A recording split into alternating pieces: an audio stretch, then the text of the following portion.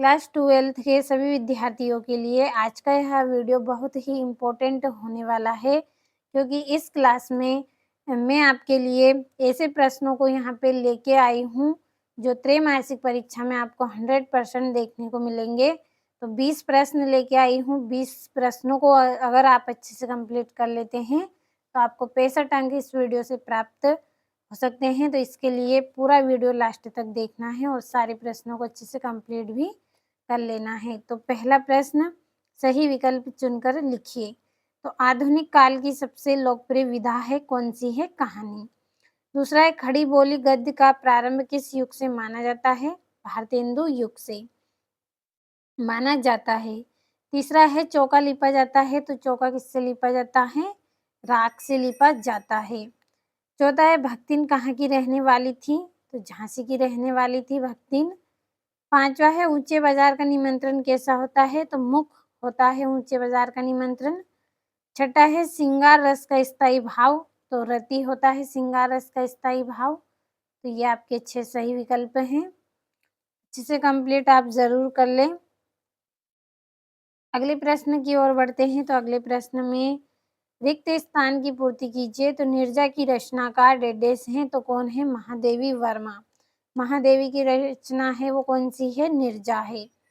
दूसरा है, कुंवर नारायण ने डेडेस प्रबंध काव्य रचकर का भरपूर प्रतिष्ठा प्राप्त की। तो किसकी की थी इन्होंने? कालजयी की भरपूर प्रतिष्ठा प्राप्त इन्होंने करी थी। तीसरा है, मैं डेडेस मौजों पर मस्त बहा करता हूँ, तो किससे? बहू से। चौथा है, रस के डेडेस अंग है, कितने अंग है? रस के 4 अंग होते हैं। पांचवा है, कवि के कवि बच्चन का डेडेस ध्यान नहीं करते, किसका? जग का ध्यान नहीं करते। छठा है, छायावाद का समय डेडेस तक माना गया है, 1920 से 1936 तक का जो समय है वो क्या है? छायावाद का समय माना गया है। अगला प्रश्न है आपका, जिसमें आपको जोड़ी करनी है। पहली जोड़ी है, व्यंग की प्रधानता, तो नई कविता में देखने को मिलती है। दूसरा है, एक गीत, तो इसका आएगा हरिवंश राय बच्चन। तीसरा है, आनंद यादव, तो इसकी जोड़ी रहेगी जूझ। तीसरा है, अर्थ के आधार पर वाक्य के प्रकार कितने होते हैं? 8 होते हैं। पांचवा है, ऐसे बाजार मानव के लिए होते हैं, तो क्या होते हैं ये? विडंबना होते हैं। छठा है, भक्तिन की सहज बुद्धि, तो विस्मय करने वाली। तो यहाँ से ये आपकी जोड़ियाँ भी कंप्लीट हो गई हैं। अच्छे से स्क्रीनशॉट ले दोनों प्रश्नों का और अच्छे से आप कंप्लीट करें। अब अगले प्रश्न की ओर बढ़ते हैं।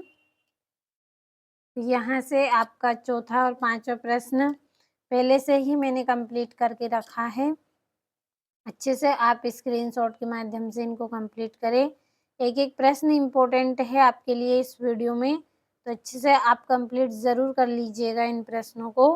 अब हमारे अगले प्रश्न को पढ़ लेते हैं। तो ये आपके 2-2 नंबर के अथवा सहित पूरे प्रश्न हैं।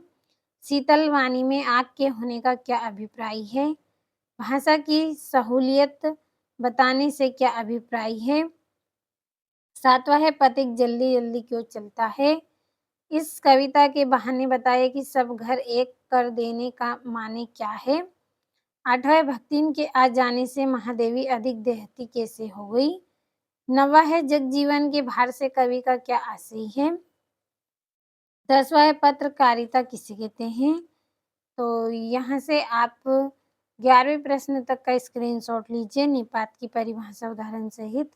और मिश्रित वाक्य किसे कहते हैं? तो इतने प्रश्नों का आप स्क्रीनशॉट लें।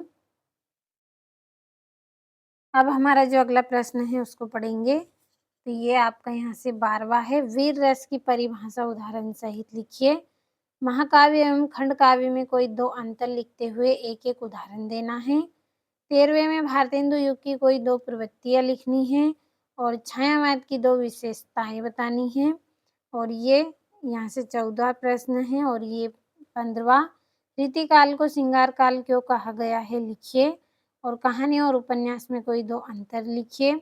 तो पूरे महत्वपूर्ण प्रश्न है इस वीडियो में आपके लिए, अच्छे से आपको कंप्लीट कर लेना है। एक एक प्रश्न बहुत ही इम्पोर्टेंट है आज की इस क्लास में। तो अब हमारे अगले प्रश्न की ओर बढ़ते हैं। तो ये आपका अगला प्रश्न, कुंवर नारायण अथवा हरिवंश राय बच्चन की काव्यगत विशेषता लिखिए।